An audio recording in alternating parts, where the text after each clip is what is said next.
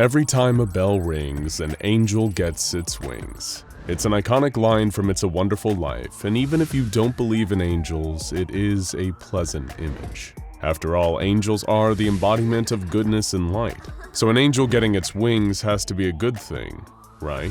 Well, as anyone who's ever eaten one too many Christmas cookies can tell you, it's possible to have too much of a good thing.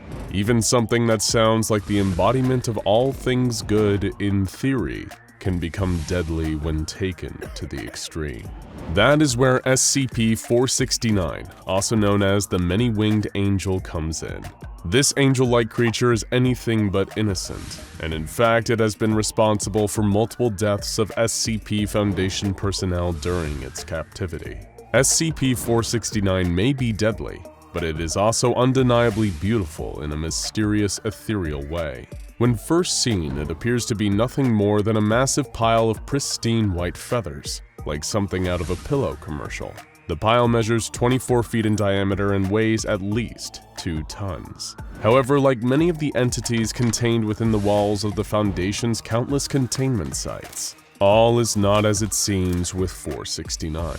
What looks at first glance to be a pile of feathers is in fact a dense, curled mass of giant wings. The wings vary in size from the tiny wingspan of a sparrow to the staggering 3.6-meter wingspan of the wandering albatross. The one thing they have in common is their plumage, with each wing being covered with the same glossy white feathers. The Foundation was able to perform a series of X-rays on the massive wings, revealing a skeletal structure beneath the feathers. Like those of a bird, the wings' bones are hollow. However, they are unnaturally soft and flexible, allowing for a range of motion that no known bird possesses. This accounts for the curvature of the wings and their ability to coil tightly into each other.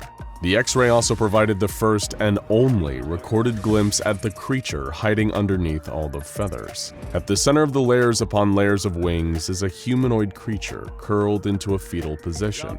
In defiance of the laws of natural anatomy, every single wing appears to be fused to this creature's spine. How would it be able to move under the weight of these wings, or even if it could, is as of yet unknown. The first Foundation personnel lost to SCP-469 were D-Class personnel D-112 and D-624, who were sent in to investigate the nature of the creature and attempt to contact the humanoid entity identified on the X-rays. 112 and 624 entered the room, equipped with gloves and protective eye gear, as scientists watched the situation unfold on a monitor on a video feed. No one expected much to come of the encounter.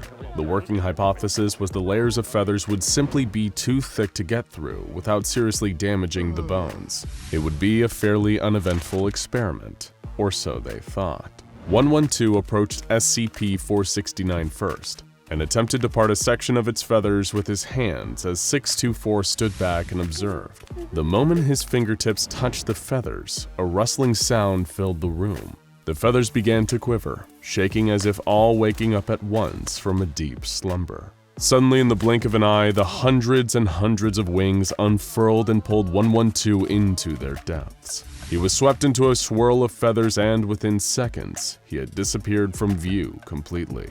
Though 624 and the scientists watching on their monitor could no longer see him, they could certainly hear him. From the moment the wings pulled him into the sea of feathers, 112 had begun to scream in agony. His screams persisted, growing louder and more desperate even as the voice cracked and grew weak. 624 stood, frozen in place with fear and shock. 624 was ordered to attempt to retrieve 112 from the feathers, but made no move to do so. He simply stared at the feathers, eyes wide, face pale, as the pained shrieks of his colleague bounced off the sterile white walls of the containment room. A guard called over the intercom, threatening to terminate 624 if he did not attempt to remove 112 from SCP-469's grasp. This warning seemed to shock 624 back into action, and he made a run for the center feathers, arms up to protect his face. Again, the sound of rustling as the feathers began to quake. The wings unfurled once more, and 624 did not even have a chance to turn back before he was pulled in to meet the same dismal fate as the other D-Class. His screams of pain joined 112 as the scientists watching over the monitor could do nothing to help them. As the two men cried out in pain and horror from within their winged prison, something began to happen that the scientists had never seen before. The feathers started to shake again, faster than before, and at first the wings appeared to be unfolding again. Upon second look, though, it was clear they hadn't moved. There were simply more of them now. As the men continued to scream, more feathers appeared, the wings stretching out and elongating as new wings sprouted as if from nowhere.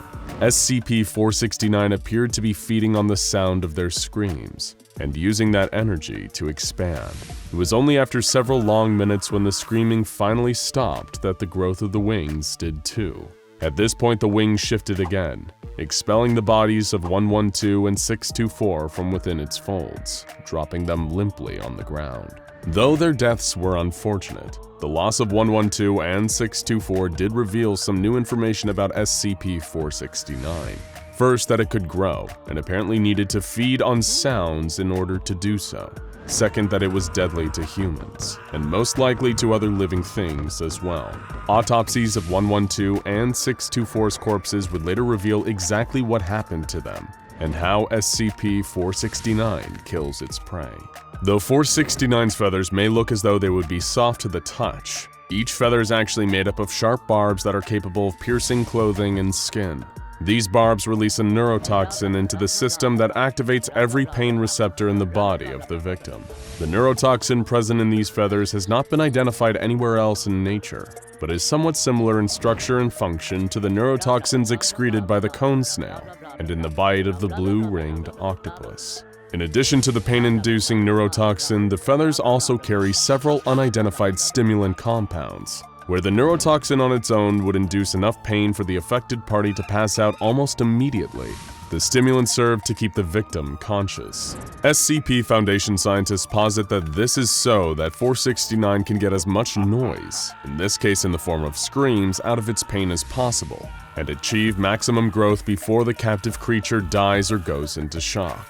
Further experiments confirmed this theory and showed that SCP-469 will react similarly when exposed to any living creature capable of making a sound and experiencing pain, not just humans. Non-living matter, though, including dead animals, elicit no response from 469. Additional experiments were then undertaken that involved applying various different sounds in order to test their effect on SCP-469's growth.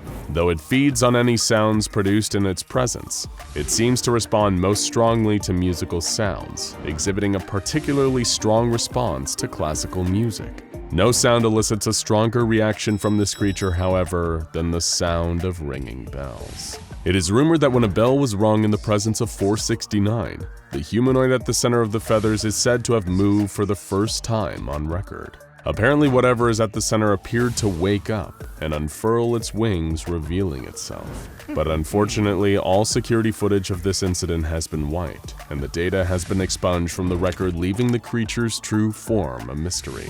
You may be remembering that 4 members of Foundation personnel on record were lost to SCP-469, and that only 2 have been mentioned so far. The second pair of casualties resulted when the Foundation attempted to terminate SCP-469, believing that there was no more scientific benefit to keeping it alive, or at least that the possible benefits did not outweigh the risks. It was ordered that SCP-469 be terminated by any means necessary. 2 skilled personnel, Dr. Jones and Dr. Smith, were sent into the containment facility in hazmat gear, armed with several sharp instruments. They were to attempt to use these to cut through the forest of feathers and soft bones until they could reach the humanoid at the center.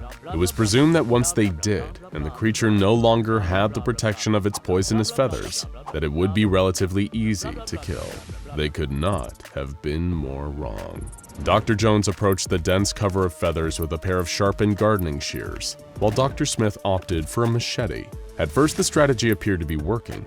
Dr. Jones made several quick cuts, with feathers fluttering to the floor and sticking to the hazmat suit as Dr. Smith slashed into the feathers with his machete, making similarly promising progress. However, the situation quickly took a turn for the worse when Dr. Jones dropped her shears and let out a blood-curdling scream. The feathers had taken a little longer to get through the suit to her skin, but somehow they managed to find a way just the same.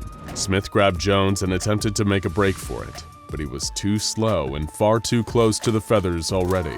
The wings wrapped around them and swallowed them both up, leaving the researchers outside helpless to do anything but listen to their screams and wait for them to go quiet. After several minutes, they finally did, and now larger SCP-469 had officially claimed another 2 Foundation personnel. Obviously, 469 could not be terminated using any methods that would place the responsible personnel within its grasp. That was simply too risky. So the Foundation selected a team of D-Class personnel to attempt to burn the feathers with an array of flamethrowers. Though the feathers were vulnerable to fire and began to blacken and disintegrate on contact, the sound of the flames being expelled was loud enough to feed SCP-469. Its growth was so quick in response to the noise that the fire could not keep up with the amount of new feathers and wings being produced. By the same time the flamethrowers ran out of propellant, 469 was the same size it had been when they started. Other terminations have been discussed, including the possibility of submerging the entire creature in a highly corrosive acid, but so far this has not yet been attempted. Whatever they end up trying, it is clear that nothing that produces a significant amount of noise will be able to kill 469. So where is it now? What's become of this perverse angel with the never-ending wings? Currently, it is kept in an airtight, soundproof chamber where nothing can trigger the growth of any more wings. So, what is it? An angel? A demon? A twisted, mutated bird of some kind? It is entirely possible that we will never know. But It's a Wonderful Life had something right even by accident. Every time a bell rings, something, twisted and deadly though it may be, gets its wings. Now check out SCP-096, look at a picture of the Shy Guy in Space, the Shy Guy Questions and Theories, and SCP-082 Ferdinand the Cannibal for more Foundation mysteries unraveled.